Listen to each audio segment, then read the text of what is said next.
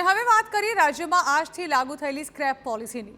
તો મનપાના અધિકારીઓનું કહેવું છે કે 2023માં સીએમ પટેલે અધિકારીઓને આજથી વાહનોની સ્ક્રેપ વાહનોની પોલિસી લાગુ થશે।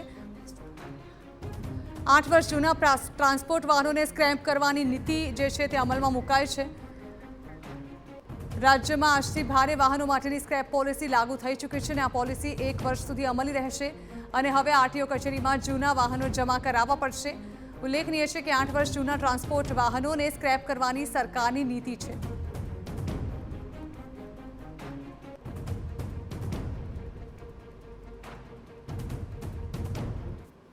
જે પણ જૂના વાહનો 8 વર્ષ જૂના વાહનો છે એ 8 વર્ષ જૂના વાહનો સરકારનું ઘણું બધું એમને લેણું બાકી છે। મતલબ કે એમનો ટેક્સ પેનલ્ટી ઇન્ટરેસ્ટ ગણો અથવા એમના ઉપર જે પણ સિસ્ટમ દ્વારા એન્ફોર્સમેન્ટ દ્વારા ચલણો ઇસ્યુ કરેલા છે એ વન ટાઈપ વેવર સ્કીમ સરકારશ્રીએ નોટિફિકેશનથી લાગુ કરી છે।